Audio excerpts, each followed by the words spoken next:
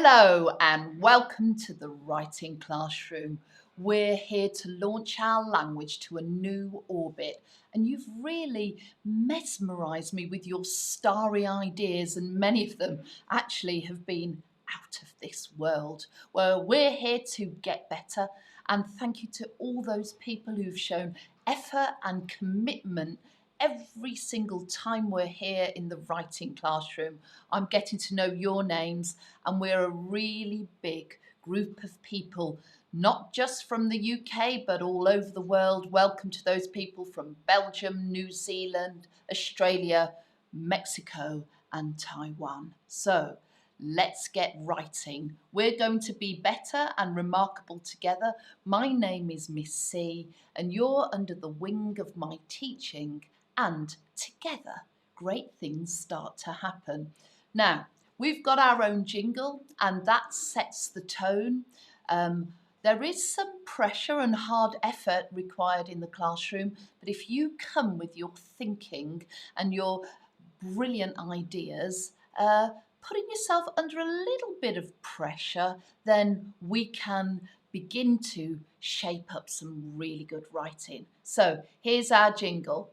Pens up, think at pace, jot quick, writing's ace. And that effort really does launch us to new places. Okay, so who has made it to the celebration board? Well, thank you, Vicky Watson. It is gorgeous when parents get in touch with me and say things like, my child's confidence is growing, thank you. And those of you grown-ups know I do love an emoji. So the applause sign, I really appreciate this. And Jacob, who's 7 from Frettenham Primary School, your dialogue is so believable.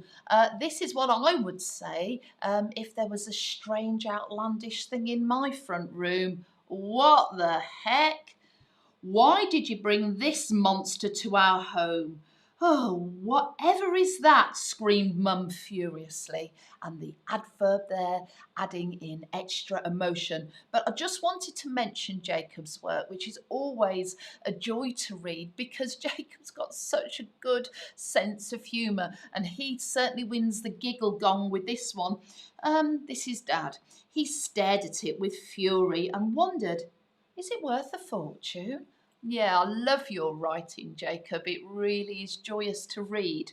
Now, who's made it to the super sentence stacking wall? Well, there's 3 winners who deserve it. Actually, we've got Sophia, who is 9, and your precise verbs, they're actually perfect here. We've got the getting through the doorway, heave, yank, wallop. He collapsed through the door, and that's from St. Stephen's Junior School. Well done, Sophia. Keelan, who's 7 from Hadrian Primary, you win the talking trophy because, again, highly believable. What is that thing doing in my house? Yelled Mum. And then Freya, who's in year 4, you win the Mood Maker Award from Shelf School. Look how clever this line is from Dad's perspective. He stared at the strange thing in the way of the telly, not happy, creating all of that negative atmosphere. Right then. So you need 30 seconds on the clock to get ready for writing. You're going to fold a piece of paper in half. On your thinking side, where we put all of our words, we're all word hoarders, we're all word gatherers, we like to collect them. Cut your thinking side into 3 parts by using 2 lines, then cut that in half so you create 6 word banks. And remember, on the screen, we always put a symbol so you know where to put your word bank hoarding.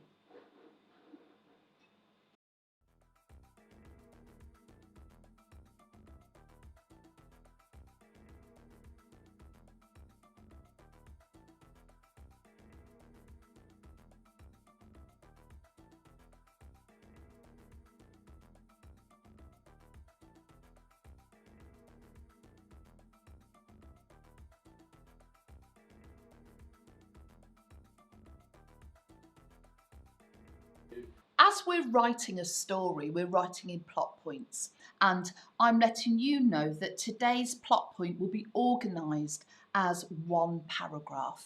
If you want to deepen the moment, if you want to add more information, go deeper on the moment you're on, then you're allowed to. But you need to make decisions wisely. Remember, concentrate on the model we're working on and then make a decision if you've got time. Okay, so what are our steps to success for today? Well, we always gather them from the writing rainbow. The writing rainbow is how we categorise our thinking as a writer. We look for more worked examples. You can get hold of your own writing rainbow from the Training Space website. Now, we're going to choose this from the Boomtastic tier. It's Simile. We're going to work on making a comparison with something else today, and I'm going to help you do that. The second thing we're going to be working on is the how adverb.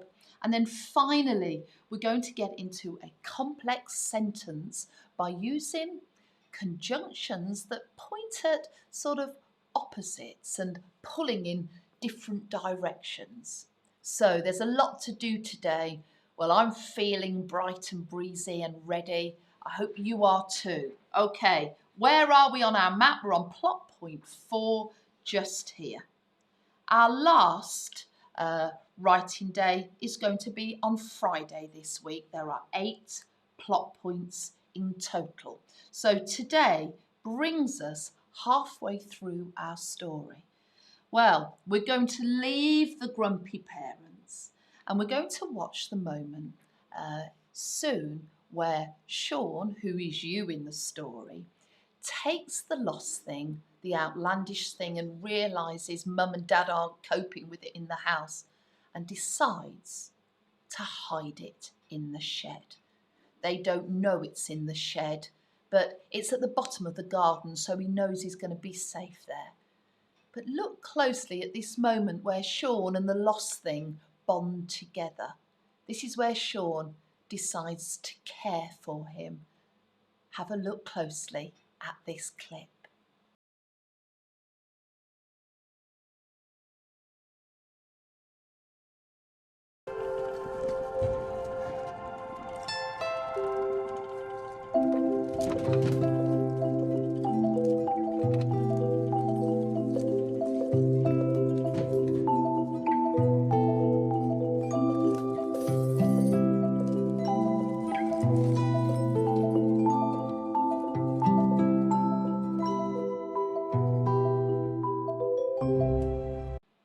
Isn't that wonderful?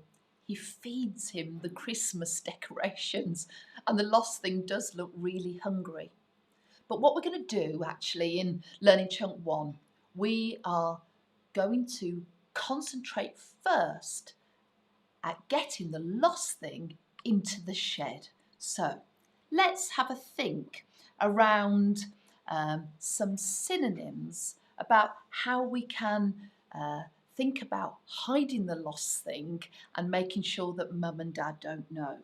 Now, there's a few things I want to think about here. In fact, there's 2 word banks I want to create. The first word bank is other words where I can ensure that the lost thing is unseen. The sort of thing I mean is things like this. Sean knew he had to. We don't say Sean knew, do we? We say I knew. We're writing a personal pronoun story, first person narrative. I nearly tripped myself up there myself. Unseen. He needed to conceal the lost thing. And then the other word bank I'm going to think about at the same time is he knew at this moment he had to take it to the cold shed. Now, cold's okay, but that also shows that he's been really kind. He knows that the temperature's not good there. It's not as warm as the beach where he found the lost thing. That temperature might be a bit of a problem. So I'm going to write this idea down, the icy shed. I wonder how many words you can come up with by yourself now as a jotter. I'm going to challenge you, and I think one of those word banks is easier than the other one. So I'm going to challenge you in this 45 seconds. Could you put 2 words in here, but 4 words in here? Off you go.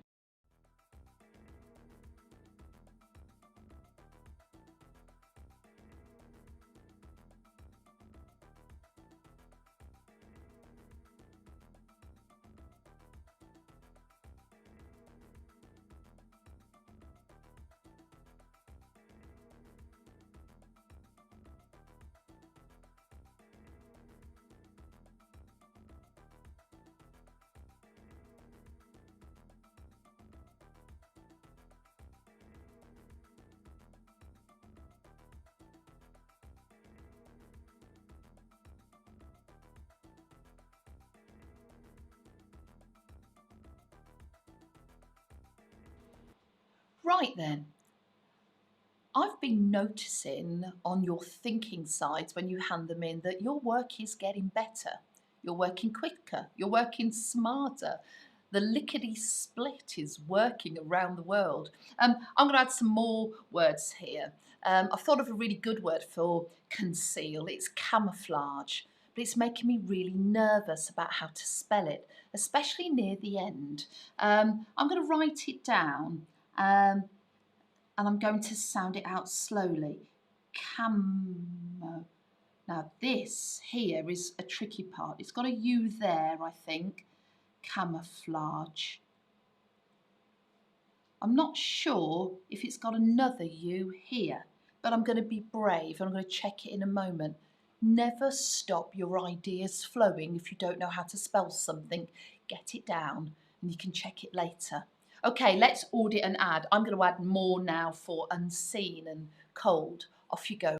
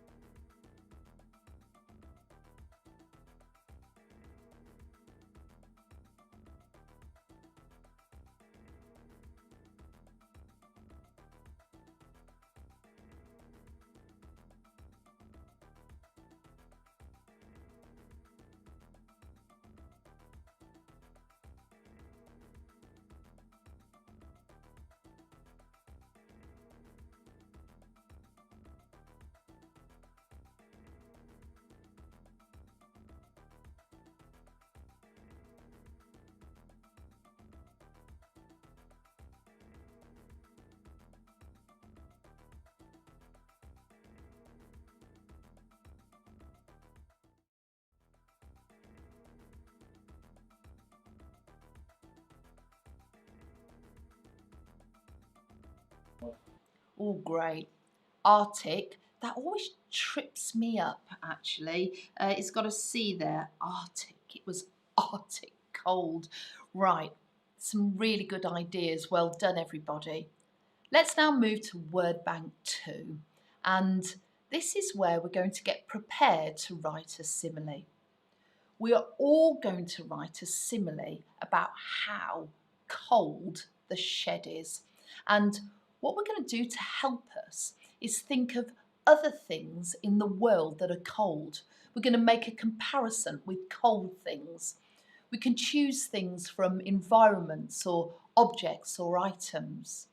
If I asked you to think now without any of my ideas, you could definitely think of things that are cold. Well, some of you have had really cold mornings already because you've had flutterings of snow. Let's have a look now at some of these environments and objects that are cold, all different sort of places. Snowy mountains, ski slopes. Look here, look at these icicles just here. Have a look around these pictures to give you some ideas. Some are objects like snowballs or damp mittens with melting snow. They're definitely cold. ice lollies.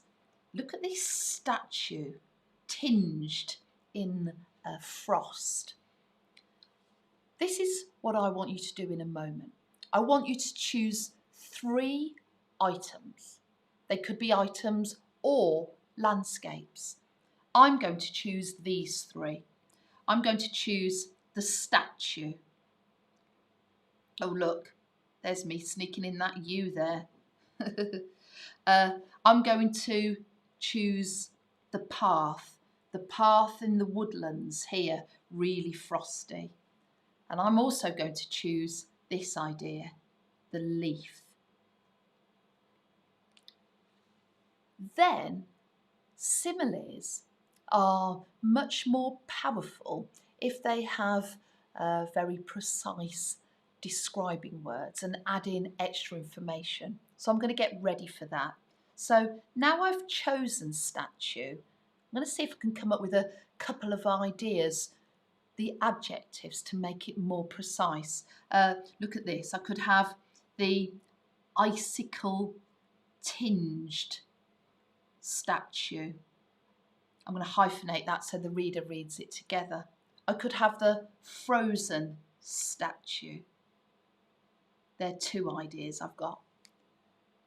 But then I could even add more information, that the statue is shivering or quivering, that's a good verb, quivering alone at dusk, adding more atmosphere. Adding more cold, actually, playing on the idea of cold. Not only is the temperature cold, but the statue itself has got a cold, lonely heart. Ooh, I think you're going to be really creative at this. So, jotters, I task you first of all, choose one. Choose one of these ideas, or one of your own. Add in 2 or maybe 3 adjectives, and then some extra information about what you've chosen. Off you go, jotters.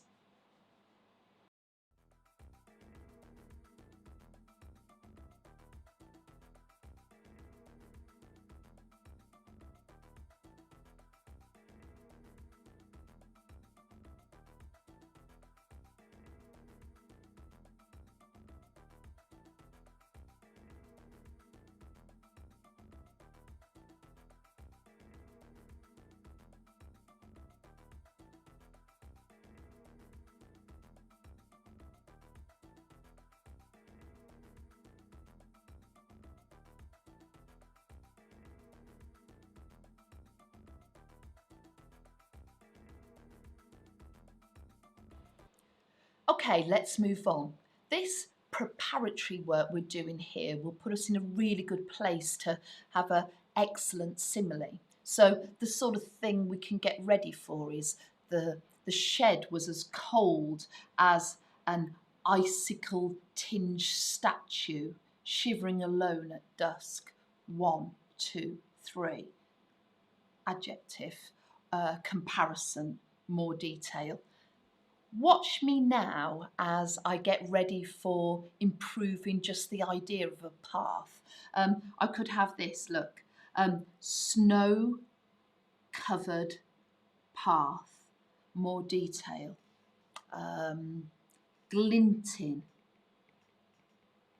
with frost, emphasising cold, but really good for an image in the reader's mind. Watch now when I come up with more ideas, and you can borrow some of mine or change them slightly for your own ideas. Off we go, audit and adders.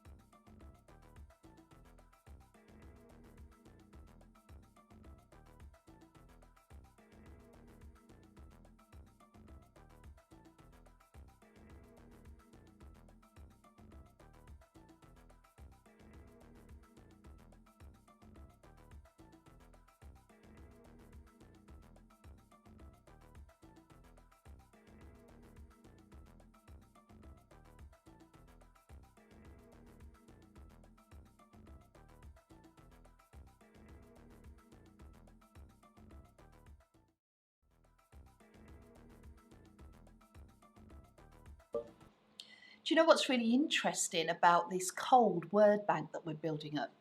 All of this language is interchangeable. Well, some of it is anyway, with different items and landscapes. Look, because I could have the icicle tinged path. I could have the frozen leaf. I could have the wintry path. That's really powerful, isn't it? Because it gives me more options and more ideas. That's why it's really important to do that word hoarding, that slow thinking here. So we've got more ideas when we move to writing side. So let's move over now to writing side, and I must hold the cohesion of the piece and keep with the personal pronoun I, because I'm going to do two things here. I need the central character, who's me, to take the lost thing to the shed. And then I want to let the reader know that the shed is very cold and very different to what the lost thing is used to. So first things first. I knew I had to hide the thing. It's okay, but I want to quickly get the thing to the shed.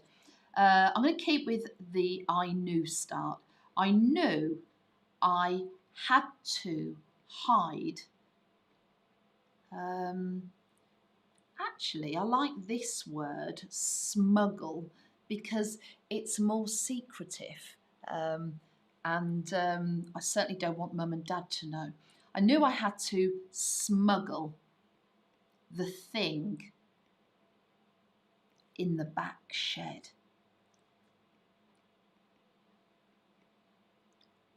Okay, now I'm going to introduce the simile, and I want the idea of cold. I could use the word cold if I wanted, or actually switch it up with icy or frosty or arctic, if I remember to put the letter C in it. Arctic. Oh dear. The shed was, as I want to stick with cold for now, but I might change it later in my writing. Look how I construct this simile. The shed was as cold as, this word as leading into the comparison. As a, I love these ideas, but I actually like the idea of a lake. I wonder if I can get that to work. The shed was as cold as a something lake. A freezing lake, a frosty lake. I like freeze. What about better than freezing? What about frozen? As cold as a frozen lake. And then I'm going to borrow this idea here, glinting. Glinting. Glinting in the frosty sunshine. In the frosty sunshine. You know that thing when you do have frost and snow, but then the sun comes out and it glimmers a little bit more. That's my idea. Writers, I need you to write 2 sentences. One that gets the lost thing into the shed, and your second one that opens the shed up and the writing to hit at the back of the net a cold simile. Off you go, writers.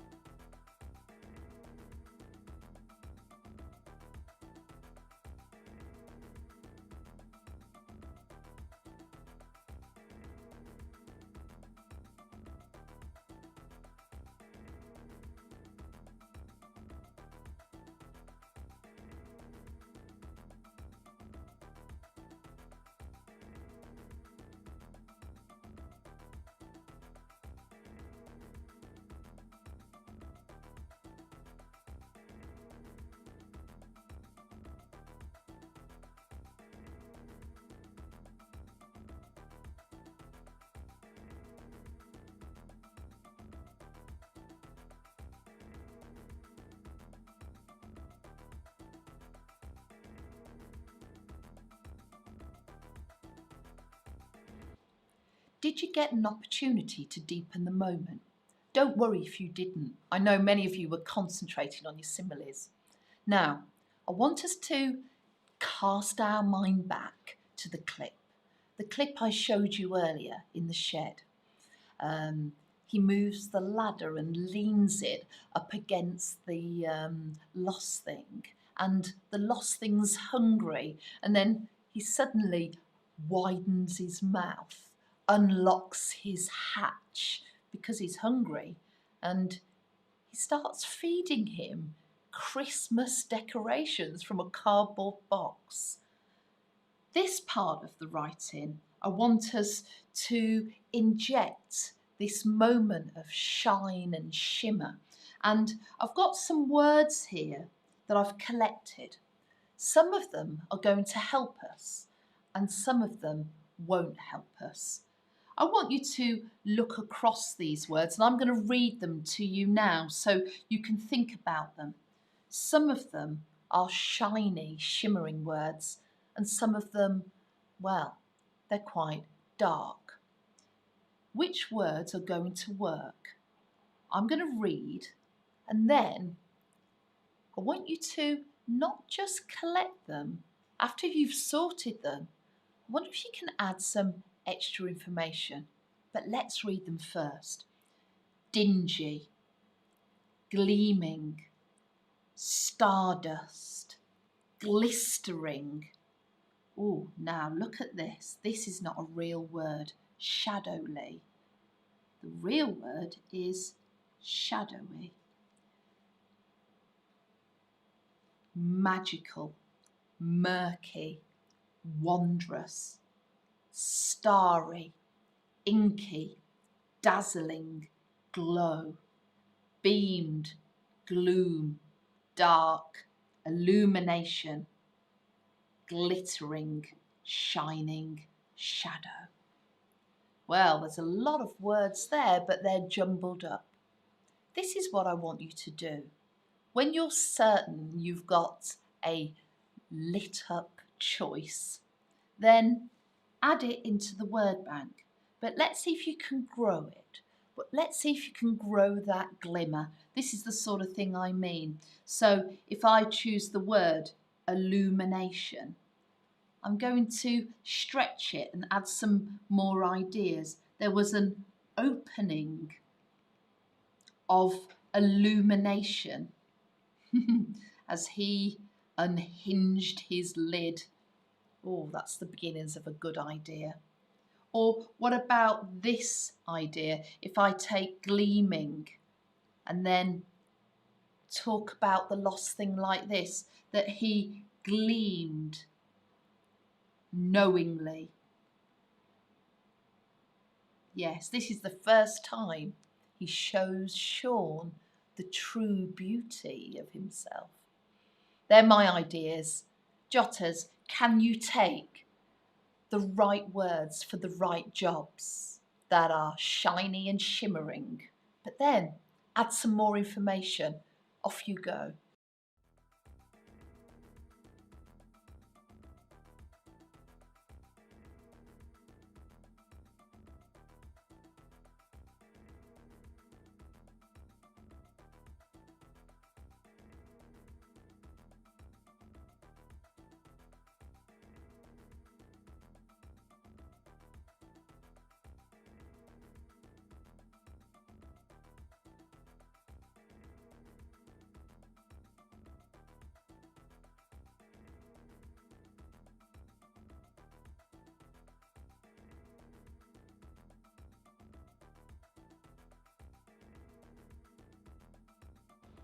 I've come up with another idea. What about this?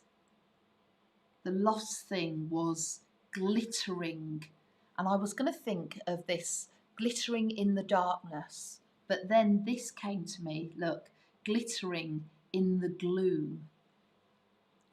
Let's now use audit and add to come up with some new fresh ideas, and maybe one of mine can give you a good idea. Off we go.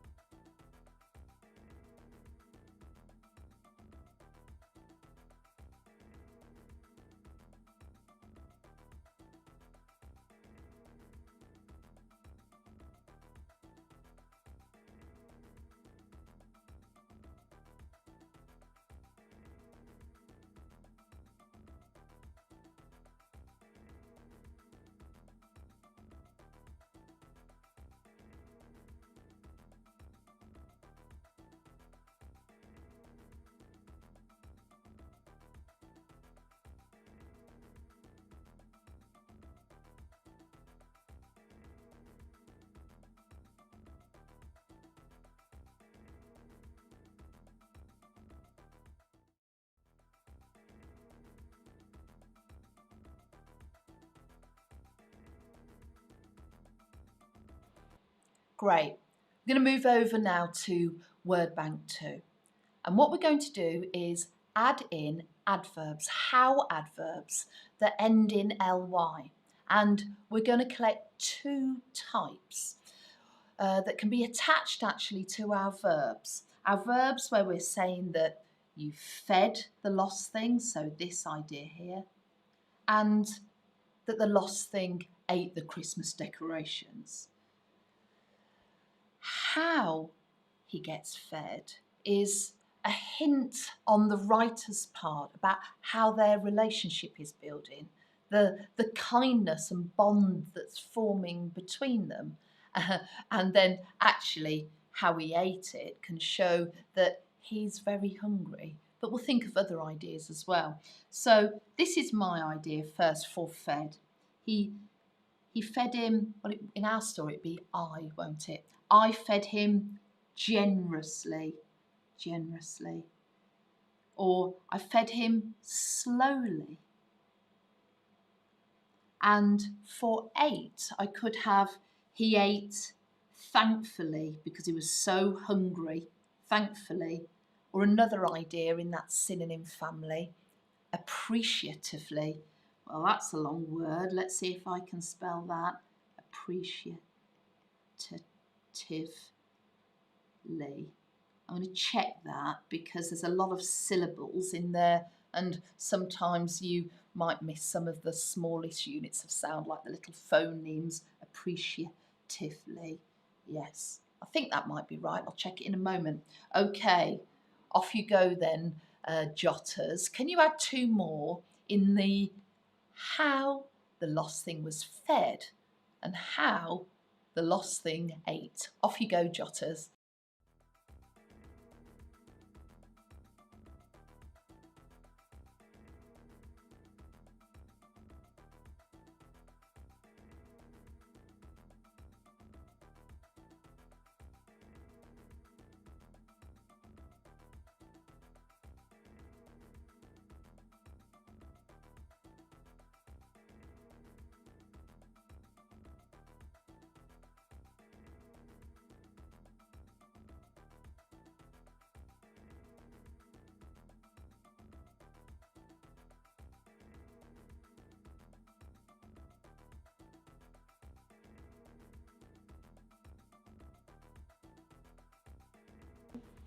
Let's jump straight into audit and add.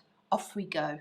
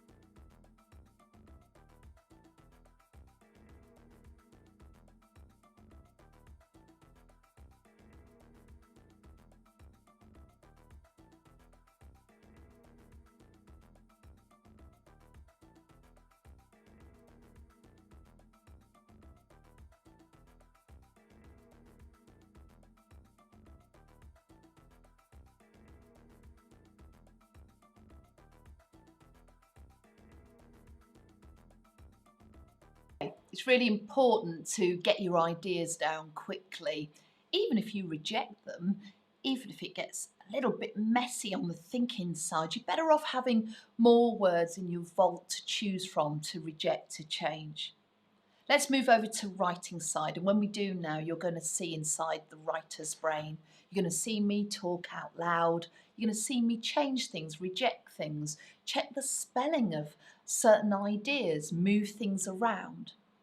And remember, as the writer, you can always edit and improve all the time, until you're, well, I'm never sure if you're ever certain as a writer. And that little bit of nervousness, that little bit of checking en route all the time means that you get better at your craft. You have to be your own critic as you write. Okay, now, an important message just here at this chunk. I am providing a sentence for you. It's yours. You don't have to write it down. I know some of you like to, but you don't have to. And this is in our community story. This is in our communal story. You've got this. It's acting as a point of cohesion for all of us. And I'm going to read it now. Here we go. Whilst in the shed, the lost things seem to look hungry for the Christmas decorations. So we can all have that in our story. But what we're going to concentrate on here is the feeding. And it's a very special sort of feeding that is bright and glorious and actually a little bit magical. And I want you to go to town with your language at this point. I want it to pop off the page with shimmer and shine. And I know this will be your chance to deepen if you like doing that. Okay, here we go. We've been calling the lost thing an it, haven't we? We've not said it's a he or a she, so we've got to keep that cohesion going.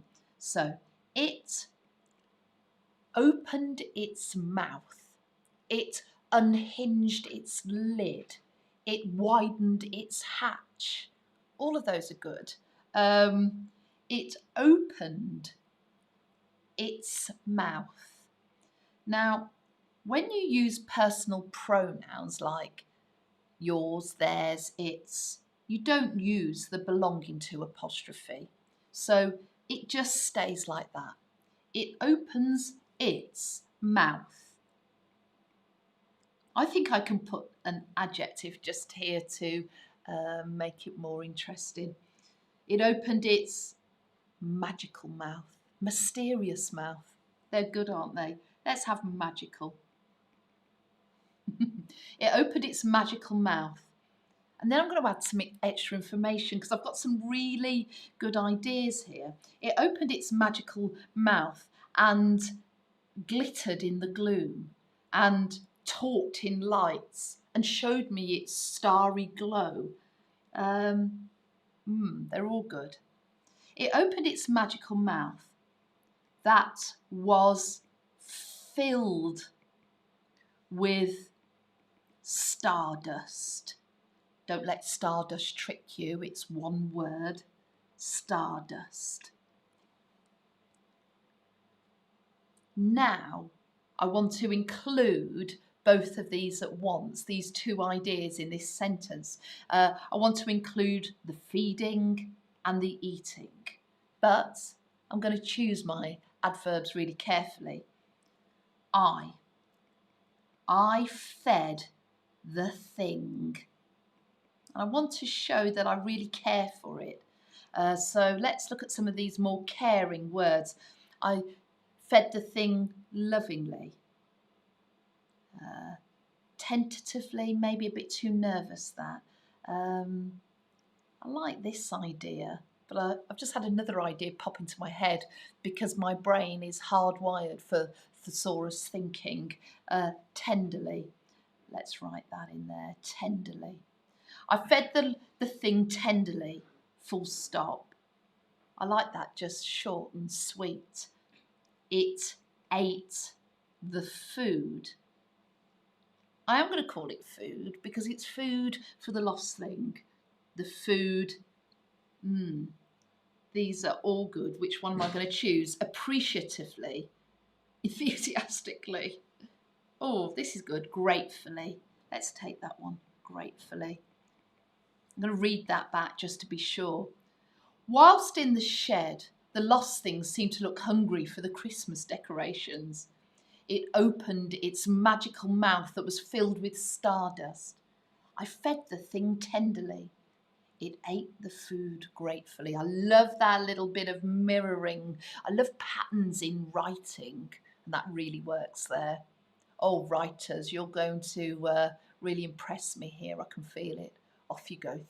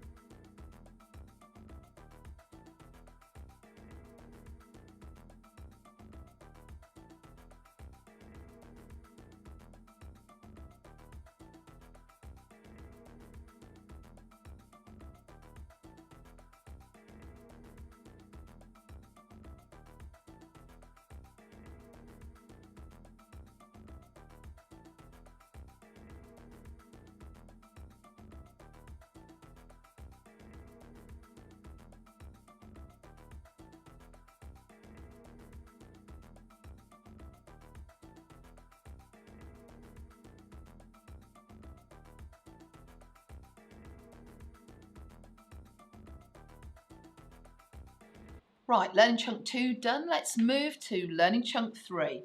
Now, here we're going to think about two things at once, but first things first.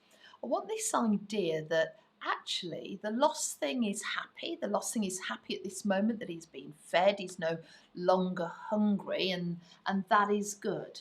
However, well,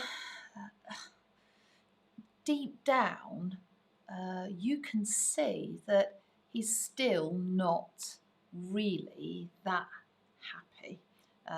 He's happy he's been fed, but he's still lost. There's still a sadness hanging around him. And as a writer, when you want to introduce almost two things at once that go into contrast with each other, they juxtapose each other, we need a certain type of conjunction. And these are really powerful for us as a writer. So they are words like but, and there are other words that can also point us into a contrast.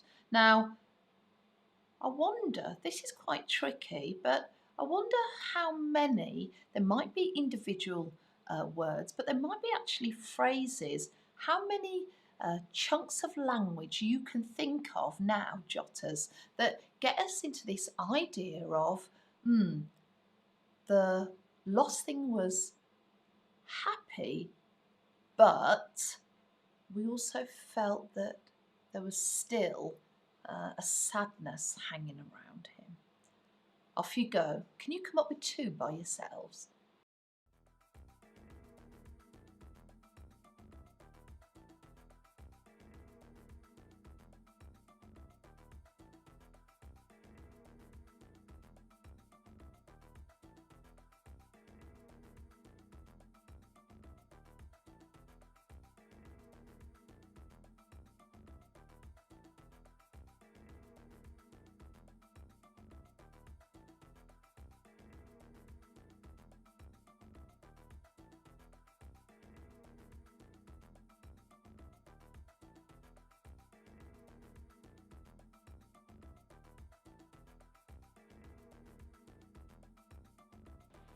I'm going to give you some more examples of contrast conjunctions. I'm going to go straight into it, and there aren't that many, but have a look at which ones I've included and add them to your list.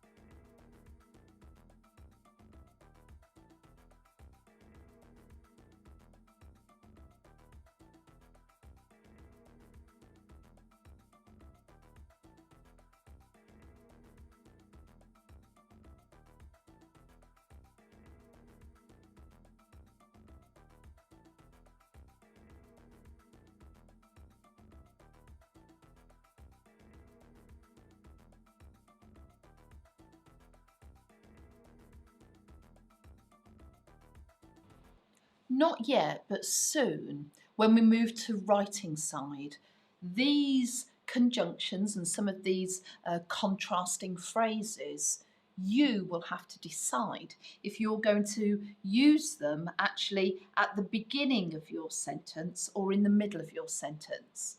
That's your writerly decisions that you need to make. Now, what I want to do on Word Bank 2 is prepare for the second half of our clause in this sentence. And it's this lining up that, yes, he's happy that he's been fed, but the problem is he's still lost. The problem is, deep down, he's still sad. Now, I've got some words over here near my zone of relevance target board. And this is interesting because actually the most relevant words we need today are going to be in the middle of the target, and they're going to have negative intent.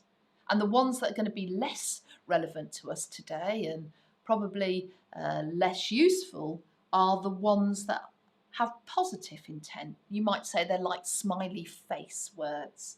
So something like he still feels unhappy.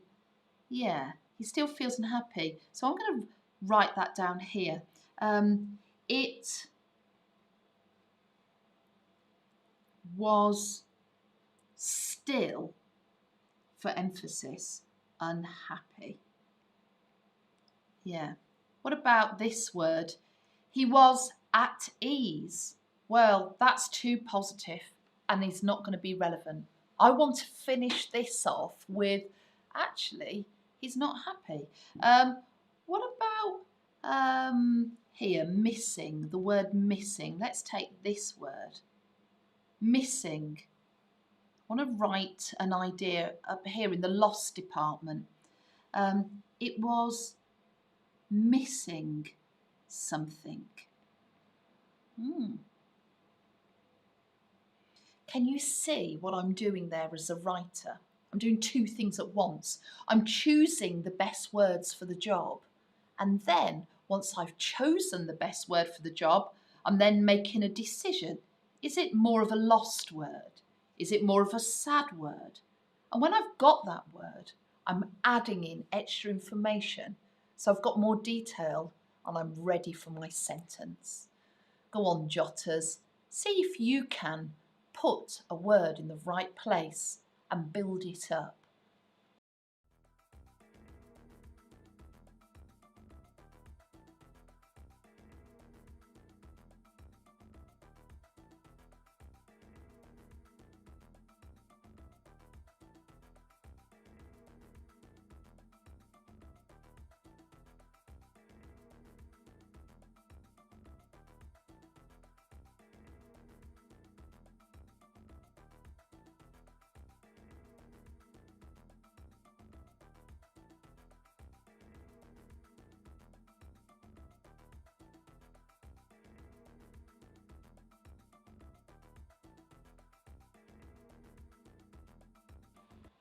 Okay, I'm going to look at this word here, helpless. I feel like that's a really interesting word. It could appear in lost actually or sad, but I'm going to write an idea here. It looked quite helpless. That's really evocative and builds the empathy between the lost thing and Sean. What about this idea? It's not even on my zone of relevance board, but the actual word sadness, it couldn't disguise its sadness. Oh, look how to spell sadness. You've got to double that consonant there before you put in the suffix. It couldn't disguise its sadness. Okay, let's audit and add.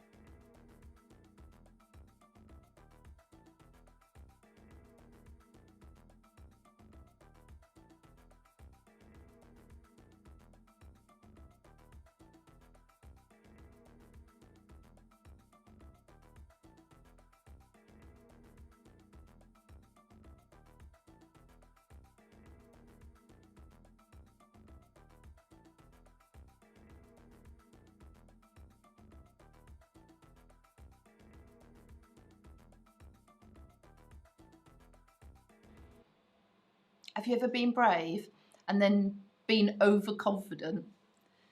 Do you know, when you add suffixes on some words, you double the consonant, but sadness is one that you don't. As I started writing it, thinking, I know this, I then suddenly felt nervous, so I checked it. You definitely don't double the consonant on sadness. Do you know, it's really important that we're brave coupled with checking. Right, what about this idea? Here, look. It was disorientated, a very long word for lost and struggling. And this other idea that's popped into my mind, it was unhappy deep down. Okay, let's now move to writing side. And as we move over, we've got to think about our position for the conjunctions and where they need to go. So we want to establish this idea of the lost thing feeling happier because it's fed. However, at the heart of it is this sadness. Okay, I'm going to start like this. The thing seemed to be trying to smile. That's a way I can show that it's happier now. And then, look, I can drop in this. The thing seemed to be trying to smile, but, although, yet. They all work. Introducing a contrasting idea. But it was still, I love that word there, sad. Oh, maybe lost, but it was still lost, full stop. What if I had the contrast conjunction even though? The thing seemed to be trying to smile even though it was still lost. The thing seemed to be trying to smile, however, it was still lost. I wonder if I could put it at the front. What about however happening at the beginning?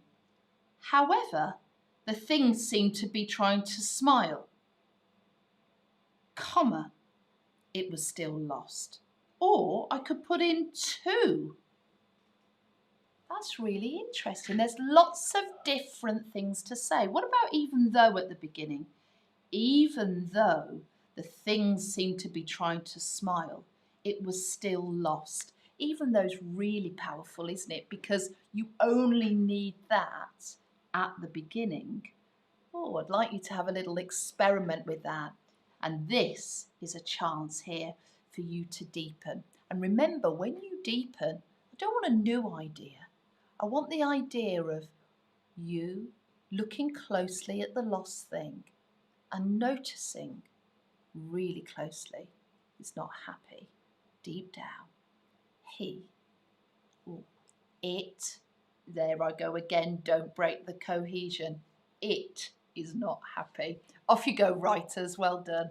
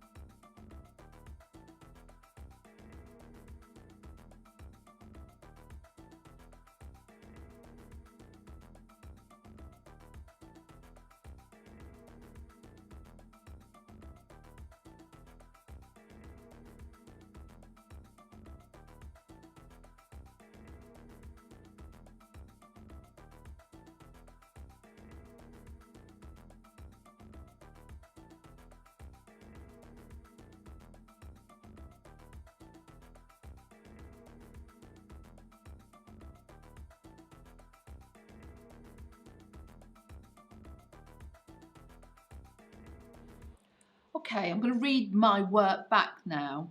Here we go. It's my chance to look with precise eyes. I often put on my editing glasses to make sure I've made no mistakes. Okay, here we go. I knew I had to smuggle the thing in the back shed. The shed was as cold as a frozen lake glinting in the frosty sunshine. Whilst in the shed, the lost thing seemed to look hungry for Christmas decoration. Now, this is a mistake. Remember, Mrs. C talked about we mustn't, even though we talk about the belonging to apostrophe on personal pronouns, this doesn't happen. Don't fall into that trap. You mustn't put an apostrophe on it, unless you're writing it is and it's a contracted form. So here we go. It opened its magical mouth that was filled with stardust. I fed the thing tenderly. It ate the food gratefully.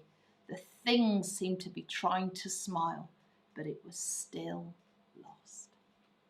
Okay, everybody. Remember, read your work with editing eyes. You can always get somebody else to read it for you and make improvements. And you must be strong when you take advice because it can make your writing better. Right then, everybody, you know how to get hold of me. You at Jane Considine on Twitter and Facebook.